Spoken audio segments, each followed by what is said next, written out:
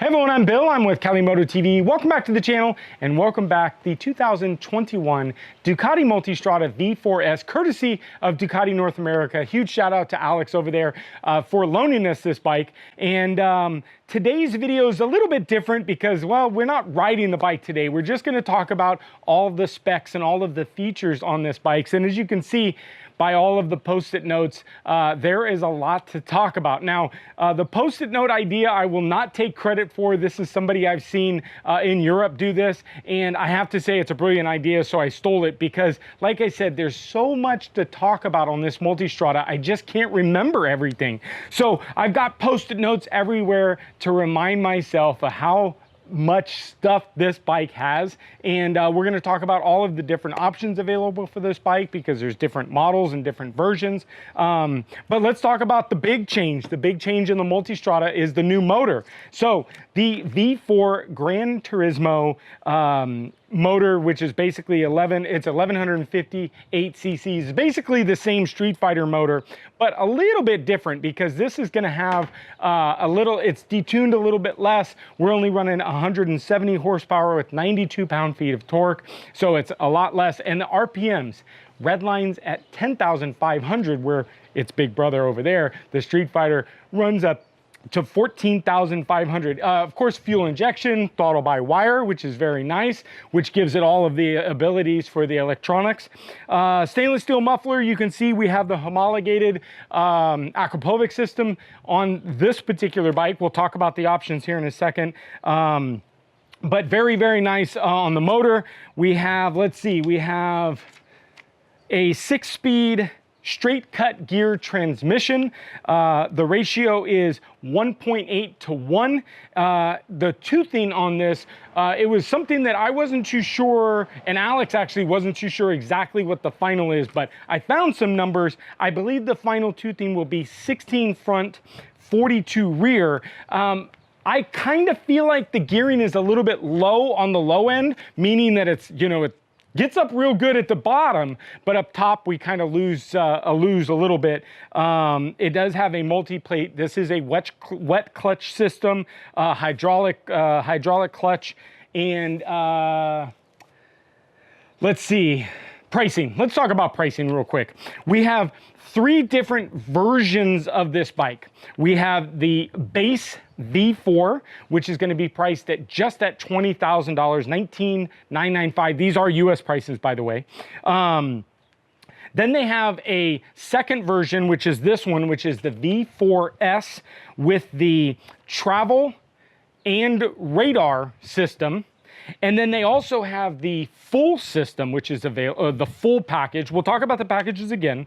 And then they have a third model, which is the V4 S Sport with the different packages and different availabilities.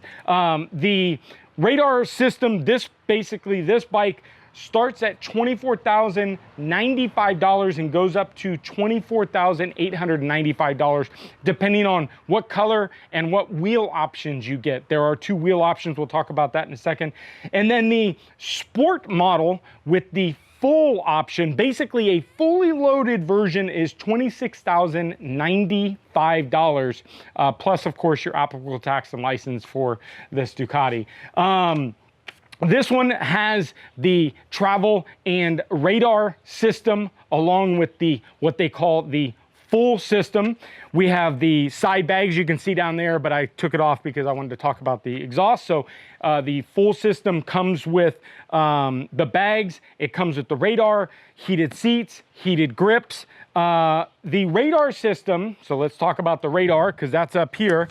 Our radar is an additional $850 program fee here in the United States. Now, what I mean by the program fee, if you guys didn't see my previous videos, in the United States, it's not yet approved. So right now you get the bike with the 2 radars, but in order to, once it gets approved, you are going to have to pay $850 to get the software. Now, Ducati has adjusted this in the MSRP pricing. So the pricings that we talked about, $24,095, that reflects the fact that you're going to have to pay the $850 for the radar programming. So the radar full LED lights all the way around, front lights, the blinkers, everything all LED, very, very nice. The headlights have cornering headlights, which is nice. Now, cornering headlights, if you guys don't know, is basically when you're turning into a corner, the headlights are going to project into that corner, allowing more light to project into the corner that you're turning. And then once you start to pick up the bike, the lighting basically centers back in the middle. Adjustable windscreen, which is very nice. This has got the larger windscreen. There's an Enduro windscreen that's actually smaller, but very nice on the windscreen. It's basically one touch. So you can see I've lowered it and I've risen it. So instead of that lever was really kind of a pain in the butt in the past models to me. And it's adjustable to certain heights, so you can kind of go at certain heights and leave it at certain heights. So very nice. Keyless ignition, so you don't need the key to start the bike. Okay, but you do need the key for the gas cap. Ducati, why did you do this to us? The gas cap option is a $320 added option if you want to get it keyless, which kind of sucks. So it's one of my only gripes on the bike. The massive 6.5 TFT display with, of course, the Ducati Connect and the Ducati multimedia application. So basically you can download the app. There are 2 different apps that you download into your phone. And then with that, it can give you turn-by-turn directions. It can allow you to use your phone and your media for your radio or your Bluetooth and whatnot, whatever you have in the headphone system. There is no sound system in the bike, but of course your Bluetooth system, you'll be able to see it displayed out on the screen. Good, talking about phones, we have a nice little phone compartment and phone charger, but again, Ducati screwed up with one particular thing. I don't have my phone on me, but I have the massive Samsung S20, and it doesn't fit in the compartment. And the plug is at an angle, so the phone kind of, it doesn't really work all that great, but it's what it is. Let's talk about fuel. Our fuel tank is 5.8 US gallons, 22 liters for you guys over in the real world. Miles per gallon. Claimed by Ducati, 43 miles per gallon, 208 miles per tank, which is very low considering this is a bike that you're going to be traveling some distance on. Now, I will tell you the truth. I did not get this gas mileage. The first time I rode it, I clocked about 27 miles per gallon and got about 100 miles before it started screaming for fuel, and well, 120 miles and I was pretty much almost out of fuel. Now, I will tell you, after I've tuned my Street Fighter, I'll take this all day. The Street Fighter, I only get 65 miles before the fuel light comes on. That's right, 65 miles of riding that beast over there, and the fuel light comes on. So I guess I'll take the 120 to 140. Now that's aggressive riding. Understand that I'm riding this bike pretty dang aggressive, okay? The frame, aluminum monocoque frame. It's basically kind of the frame that's designed off of the Panigale and the Street Fighter. So the monocoque frame, the suspension is a 55 millimeter adjustable forks and electronic compression and dampening adjustment. It is the Ducati Skyhook suspension. So the Skyhook suspension, if you guys haven't seen, I would Google it, because how I'm going to describe it is probably not correct. But imagine a crane holding the bike over your road with you, and it's working off of that. That's where they get the Skyhook. But Google that, because I don't know much about the Skyhook suspension. But fully adjustable monoshock in the rear. We've got for the back, we can adjust it to a load height, which I've still been playing with. I found auto has been really, really good. I rode Bognor yesterday for almost 200 miles, and we found that 2 passengers and a bag really kept the bike sagged just a little bit. So we decided to try the auto mode. My Post-its are flying around, and it seemed to work really well. The instrument cluster allows you to change your suspension setting, and they've really dumbed it down to make it understandable for us. The compression and rebound's no longer like this, where we go in, there's certain numbers that we need to know, and we need to Dave Moss to adjust it. They've adjusted this suspension so that when you go in there, it's either hard or soft, and everything in between. There's actually 5 settings in every single different mode to allow you a softer ride or a harder ride, front and rear. So very, very nice. Weight of the bike. We have trimmed down some weight on the V4. We have weights of 474 pounds dry to 481 pounds. This model is actually the heaviest, 481 pounds dry. The Sport, we trim off a little bit because we lost the exhaust, because we got the Akrapovic homologated exhaust. The lightest is the V4 with what they call the essential package, which is basically just stripped down, doesn't have much to it. 215 kilograms for you guys, 218 kilograms for the heaviest, and that is a dry weight. Our curb weight on this is 529 pounds. This model right here is 536 pounds, full of fuel, full of fluids, all pretty much ready to go. That's 240 kilograms or 243 kilograms at its heaviest. So basically 536 pounds is gonna be the heaviest that you'll get. This one's easy. Warranty, 24 months. But unlimited miles. So what can you get in 24 months? What kind of coverage can you get in the 24 months? So deactivating rear cylinders. The rear cylinders right here do deactivate for some heat distribution. So it's actually going to allow the bike to keep a little bit cooler when you're at idle. And it works actually pretty well. When you're at idle and you're in neutral, you'll hear that the bike starts to run and sound a little bit different. It sounds almost like Bogna describes it as a tractor.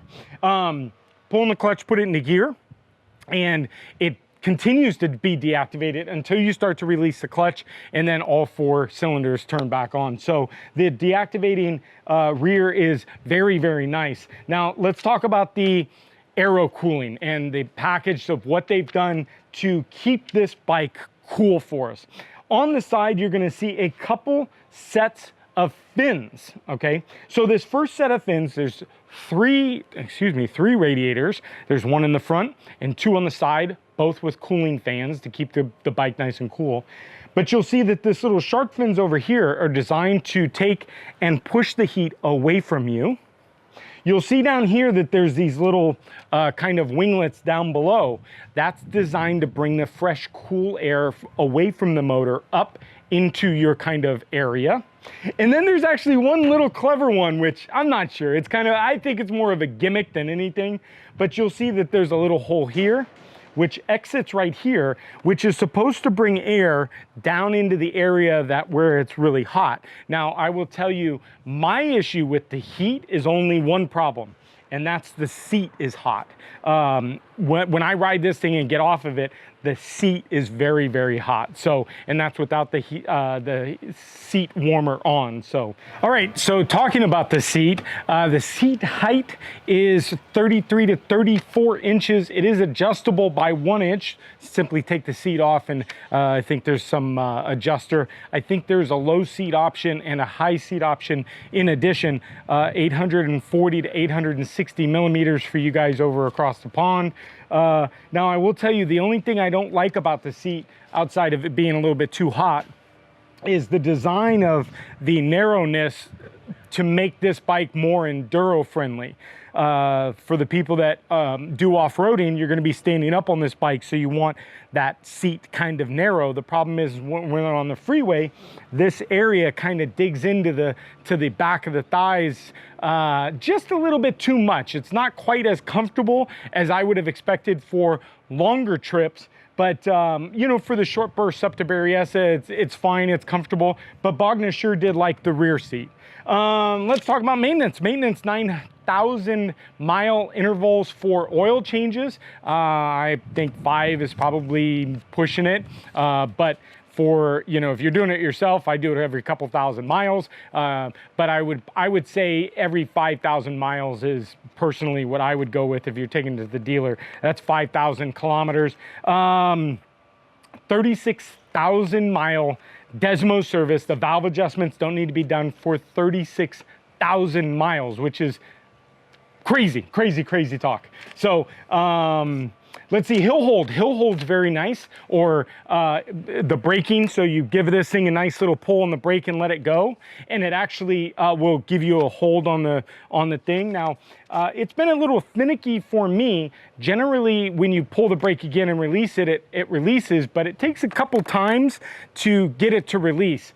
You can also pull in the clutch shift, and as you start to release the clutch, it does release it at a certain pressure. But what I found is that it almost is like stalling the bike, and it's revving up, and I would rather pull this again real quick, but I couldn't get it to really work that well. So, oh, there are a little plug. There's a little plug right here for like a little cigarette lighter plug, which is kind of nice. Very nice to be able to plug another USB in. And also there is, again, in the phone charger, there's a USB charger in there. Probably should have talked about this earlier, but 330 millimeter front floating rotors. We have the 4-piston 2-pad Brembo M50 monoblock calipers, and for the rear we have 265 millimeter rear disc with the Brembo 2-piston floating caliper and cornering ABS, which is part of the electronic package, which is pretty spectacular. Let's see. Do I see anything up here? We talked about the radar, Euro 5 compliant. So the exhaust is Euro 5 compliant, which, you know, as we know, kind of sucks, but nothing we can do about it. Wheelbase. Wheelbase is 1,567 millimeters, or for you US people, 61.7 inches is the wheelbase. We're at a 24.5-inch rake for the front, and we have a 102.5 inch travel for the trail. So if that makes sense, I'm not too sure. It's a spec that I threw out for you guys. Oh, your wheels. So 2 wheel options. You get the spoked wheels, or you can get the cast wheels. They are not forged wheels, they are cast. They are 3-inch by 19-inch front wheel. They come standard with the Pirelli Scorpion Trail 2 tires, 120, 70, 19 for the front. The rears, we get 4.5-inch wide by 17-inch rear rims, and they also come with the Pirelli Scorpion Trail 2s, 170, 60, 17 on the rear. I think we're coming to an end. My paper is flying around here. Hang on real quick, let me find her. All right, so last, what I really wanted to go over is just the different packages that are available. Again, the V4, you get the alloy wheels or the spoked wheels. My preference and what my order was the alloy wheels. And then there's trim levels. There's certain trim levels that you can buy, which Ducati somewhat made it a little bit easy. Instead of nitpicking, you just basically get your trim level, 5 different trim levels. So the V4 non-S comes in what they call the Essential. It's basically the only one that comes with basically nothing on it. It comes with the basic ABS and everything, but it doesn't have hill hold. It's not going to have, you know, it's not going to have the keyless ignition. It's not going to have the radar system. Then you can get what they call for the V4S, or the, excuse me, the V4, you can get what they call the travel package. The travel package consists of the center stand, the side bags, heated hand grips, and heated seats. All V4 S's come with the travel and radar package. It's kind of the baseline package. That's gonna come with obviously your side bags, center stands, heated grips, heated seats, and it is also going to come with the radar system. Again, $850 for you US people. You can get a performance package, which is going to give you the carbon fiber front mudguard, and it's going to give you the homologated muffler from Akrapovic on the side. Or you can opt to do the full option, which is what this is. The full option is going to give you the side bags, the center stand, heated hand grips, heated seats, radars, Akrapovic silencer, and the mudguard for the front, which is actually the sport full. And then you have accessory packages. Now the accessory packages you can get, there is an Enduro one, which this has the Enduro. Radiator guards up front, which is nice, keep the rocks off the radiator. It has the engine protection bars, which you can see down here. And it also comes with the supplementary LED lighting, which actually this bike does not have. So I guess it doesn't have the Enduro package. The touring package has the side bag, center stand, and heated grips. So I guess you could get that if you just want to buy the essential package. The urban package has the top case, a tank bag, and a USB hub. I'm not sure exactly what that is. And then the performance package, again, the homologated exhaust from Akrapovic and the front mudguard, which is carbon fiber. So, all right, well, that's a wrap for all of the features that are available on this Ducati. Now, for you guys that are looking at this Ducati and you guys are interested in the Multistrada V4 S, you guys know the price really reflects the features that are in this, and it definitely does reflect in the price. This thing is packed with stuff, and well, it's not the cheapest bike on the market, but I will say this bike has been a joy to ride. But at the same time, for you current viewers, you guys also know that I have one of these on order in a Multistrada V4 S Sport Full, which is basically the sport fully loaded one. I will say that the bike is turning out to be a little bit not for me. It's a little bit too dirt bike for me. It's not quite what I expected to be more of. The Sport Full I expected it to be more like the Pikes Peak, and really it's just this with the muffler and the carbon fiber front. So I hope you guys enjoyed the video. If you guys have and you guys want to see more content on this, make sure you hit the subscribe button, smash the like button, and ring that bell notification, because we've already done quite a few videos on this, but we have quite a few more to go. So thank you guys for sticking around. I know it's a long-winded video, but hopefully it was informational for you guys. If I missed something, please comment down below. We're very active in the comments, but share with us something that maybe I missed that was important to you guys. So thank you guys again for sticking around. I hope you enjoyed the video, and we'll see you guys tomorrow. Bye, guys.